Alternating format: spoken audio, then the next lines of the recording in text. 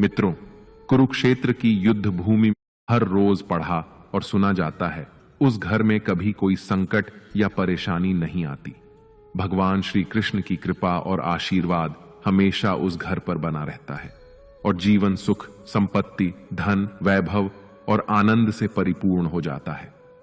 मित्रों, कुरुक्षेत्र की युद्ध भूमि में हुए महाभारत के भीषण युद्ध के प्रारंभ में ही अर्जुन युद्ध भूमि में अपने चारों तरफ युद्ध की इच्छा से आए हुए अपने परिजनों, भाई बंधुओं और गुरुजनों को देखकर घबरा जाता है, निराश और हताश हो जाता है और बहुत ही दुखी होकर वह श्री कृष्ण के समक्ष अपने दुख और दुविधा को प्रकट करता है। अर्जुन कहता है, हे केशव, मैं कैसे यह युद्ध कर सकता हूं? इस युद्ध भूमि में युद्ध के लिए एकत्रित हुए ये सब तो मेरे अपने ही हैं। मैं कैसे पितामह भीष्म और गुरु द्रोणाचार्य से युद्ध करूंगा, क्योंकि ये दोनों तो मेरे पूजनीय गुरुदेव हैं। इसलिए इन गुरुजनों को मारने से तो अच्छा है मैं भिक्षा मांगकर जीवन यापन करूं।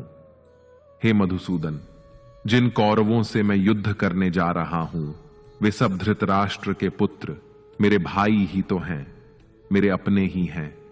इन सबको मारने से तो अच्छा है कि मैं सन्यासी बन जाऊं। अगर यह युद्ध हुआ तो करोड़ों लोग मारे जाएंगे। जो सैनिक और योद्धा इस युद्ध में मारे जाएंगे उनकी स्त्रियों का क्या होगा? नहीं कृष्ण, मैं यह युद्ध नहीं कर सकता। अपने ही कुल का विनाश करके मैं कैसे सुखी हो सकता हूं? हे कृष्ण, मुझे कुछ समझ नहीं आ रहा है। मेरी बुद्धि भ्रमित हो रही है, मेरा सर फटा जा रहा है, मेरे पैर कांप रहे हैं, मेरी त्वचा जल रही है, मेरा गांडीव धनुष मेरे इन हाथों से छूट रहा है। हे कृष्ण, मेरा मार्गदर्शन करो, मुझे ज्ञान दो, मुझे बताओ कि मैं क्या करूं।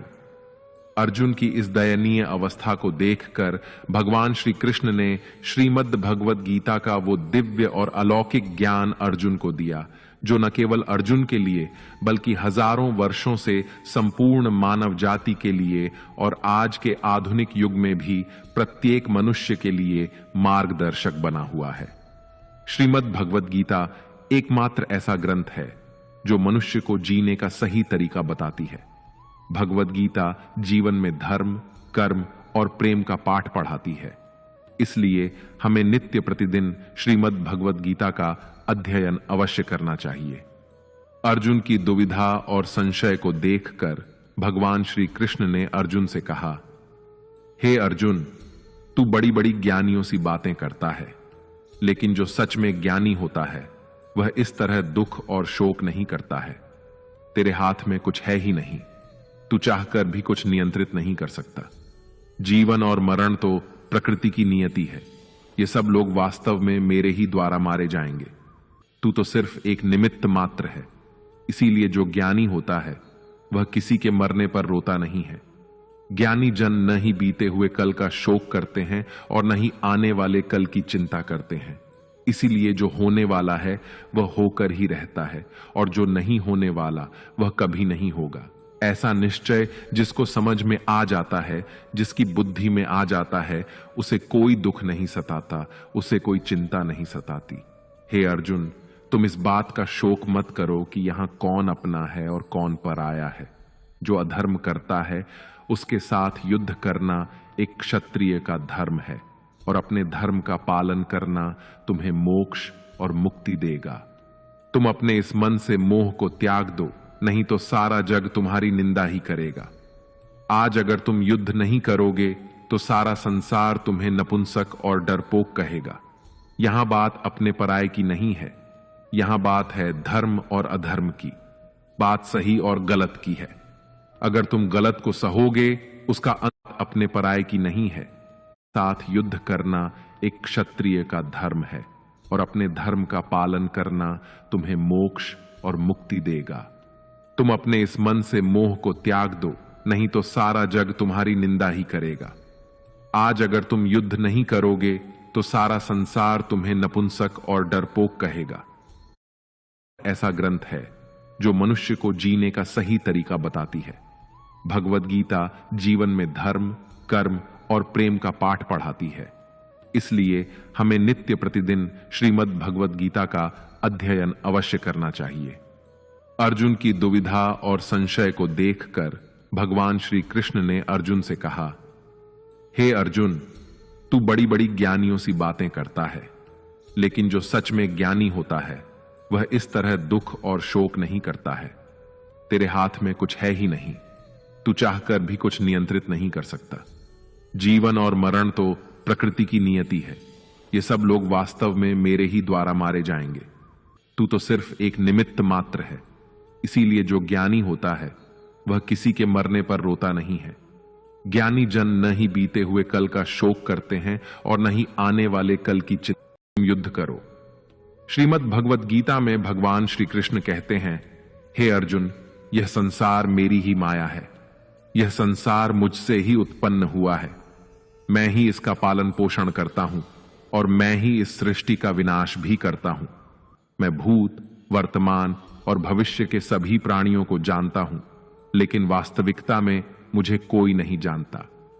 श्री कृष्ण कहते हैं, जिस तरह प्रकाश की ज्योति अंधेरे में चमकती है, ठीक उसी प्रकार सत्य भी चमकता है। इसलिए मनुष्य को हमेशा सत्य की राह पर ही चलना चाहिए। मृत्यु एक अटल सत्य है जिसे कभी बदला नहीं जा सकता है। इस संसार का जब से निर्माण हुआ है तब से जन्म मृत्यु का चक्र चलता आ रहा है। जिस प्रकार मनुष्य अपने पुराने वस्त्रों को त्याग कर नए वस्त्र धारण करता है, ठीक उसी प्रकार आत्मा पुराने व्यर्थ शरीर को त्याग कर नए शरीर को धारण करती है। यही प्रकृति का नियम है। इस सत्य को स्वीकार करके भय मुक्त होकर आज में ही जीना चाहिए। ज्ञानी व्यक्ति न तो मरने वाले का शोक करते हैं और न ही उनका मोह करते हैं जो अभी जीवित हैं, क्योंकि वह जानते हैं कि जो मर गया वह फिर से जन्म लेगा और जो जीवित है वह एक दिन अवश्य मरेगा। हे अर्जुन, मैं सभी प्राणियों के हृदय में स्थित सबका आत्मा हूं। संपूर्ण प्राणियों का आदि, मध्य और अंत भी मैं ही हूं। मैं ग्रहों में सूर्य हूं, वेदों में सामवेद हूं, देवों में इंद्र हूं, इंद्रियों में मन हूं। मैं ब्रह्मा हूं, मैं विष्णु हूं, मैं महेश हूं। जलाशयों में मैं समुद्र हूं, पर्वतों में मैं हिमालय हूं। इस संपूर्ण संसार में तुम जो कुछ भी देख पाते हो सब मैं ही हूं। भगवान श्री कृष्ण कहते हैं, मन की शांति से बढ़कर इस संसार में कोई भी संपत्ति नहीं है। जिस व्यक्ति ने अपने मन को शांत रखना सीख लिया है, उससे ज्यादा धनवान इस संसार में कोई नहीं। मनुष्य के दुखों का कारण उसका मोह है। जितना अधिक मोह करेगा उतना ही अधिक कष्ट भोगेगा।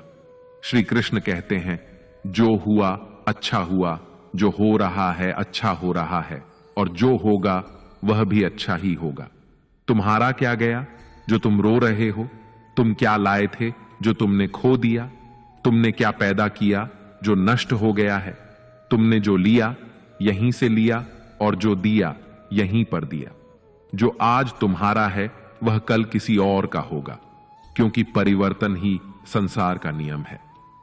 श्रीमद् भगवत गीता में भगवान श्री कृष्ण कहते हैं, मनुष्य को परिणाम की चिंता किए बिना निस्वार्थ और निष्पक्ष होकर अपने कर्तव्यों का पालन करना चाहिए। अपने जीवन की चुनौतियों से भागना नहीं चाहिए और ना ही भाग्य को दोष देना चाहिए। हे अर्जुन, अपने आप को भगवान के प्रति समर्पित कर दो।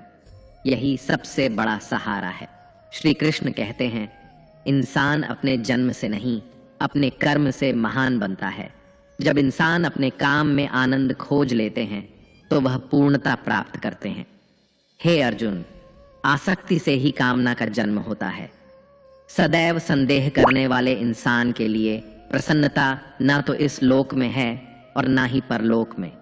जो अपने मन को नियंत्रण में नहीं रखता, उसके लिए वह शत्रु के समान काम करता है। अशांत मन को नियंत्रित करना कठिन है, लेकिन अभ्यास के द्वारा इसे वश में किया जा सकता है। भागवत गीता में श्री कृष्ण बताते हैं कि पृथ्वी पर जिस प्रकार मौसम का बदलाव होता रहता है, उसी प्रकार हमारे जीवन में भी सुख दुख आते रहते हैं। इनसे हमें विचलित नहीं होना चाहिए। हे अर्जुन, समय से पहले और भाग्य से अधिक किसी को कुछ नहीं मिलता। जैसे दीपक की बाती को दीपक तले छुपा अंधेरा दिखाई नहीं देता, वैसे ही मनुष्य को जवानी के पीछे छुपा बुढ़ापा और कमजोरी दिखाई नहीं देती। किसी भी प्राणी को उसका मन जीवन के अंत तक अपने जाल से निकलने नहीं देता। रस्सी में बांधकर उसे तरह तरह के नाच नचवाता रहता है। वह जीव को इतनी फुर्सत ही नहीं देता है कि वह अपने अंतर्मन में झांककर अपनी आत्मा को पहचाने और आत्मा के अंदर जिस परमात्मा का प्रकाश है उस परमात्मा का साक्षात्कार करे, उसे देख सके। जब भगवान श्री कृष्ण से अर्जुन पूछते हैं कि हे केशव, यह सब मानकर भी कि आत्मा नित्य सनातन और अजन्मा है, उसे शस्त्र नहीं काट सकते, आग नहीं जला सकती, फिर भी प्राणी की आत्मा को दुख, सुख, शोक, खुशी, मान अपमान, पीड़ा और आनंद का एहसास क्यों होता है? तब भगवान श्री कृष्ण कहते हैं, हे पार्थ, मैंने पहले ही तुम्हें बताया कि सुख दुख का आभास करना आत्मा का काम नहीं, शरीर का काम है। तब अर्जुन कहते हैं, हे केशव, शरीर को दुख और पीड़ा तभी होगी जब शरीर को कोई चोट लग जाए या उसका कोई अंग कट जाए। जैसे शरीर आग में जल जाए, उससे जो पीड़ा होती है वह तो शरीर की पीड़ा है, परंतु मानहानि होने से जो दुख होता है या मान होने से जो आनंद आता है, उसमें तो शरीर को कोई चोट नहीं पहुंचती। वह मानहानि का दुख, वह अपकीर्ति की पीड़ा तो आत्मा को ही होती है ना? तब भगवान श्री कृष्ण अर्जुन से कहते हैं, नहीं अर्जुन, यह कीर्ति अपकीर्ति, मान अपमान, ये लाभ हानि, ये जीतने का आनंद अथवा हारने की पीड़ा, ये भी आत्मा को नहीं होती। यह आत्मा का काम नहीं है, यह तो मन की शरारत है। भगवान श्री कृष्ण कहते हैं, हे अर्जुन, यह याद रखो कि प्राणी के शरीर का एक अदृश्य अंग है, मन, जो दिखाई नहीं देता लेकिन सबसे शक्तिशाली हिस्सा है। आत्मा से इसका कोई संबंध नहीं है। आत्मा रथ में बैठा हुआ रथ का स्वामी है, तो मन शरीर रूपी रथ का सारथी है। यह मन ही इंद्रियों के घोड़ों को इधर उधर भटका देता है और यौवन के आवेश में चंचल हो जाता है। कभी यौवन के आवेश में यही चंचल मन मनुष्य को इस भ्रम में डाल देता है कि वह सर्वशक्तिमान है, वह सब कुछ कर सकता है और वह यहाँ का राजा है, जिसके आगे हर कोई झुक जाने को विवश है और जिसे हर कोई प्रणाम करता है। जब शरीर के दीपक में यौवन शक्ति का घी झलकर समाप्त हो जाता है और दीपक तले अंधेरा छा जाता है, तो मनुष्य घबराकर चिल्लाने लगता है, मैं बीमार हूँ, मैं दुखी हूँ, मैं मर रहा हूँ, मुझे बचाओ। ये रोने का नाटक भी मन ही करता है। हे अर्जुन, मनुष्य को मैं के घमंड की मदिरा पिलाकर मदहोश करने वाला पाखंडी केवल मन है। उसके हाथों में मोह माया का जाल है, जिसे वह मनुष्य की इच्छाओं पर डालता रहता है और उसे अपने वश में करता रहता है।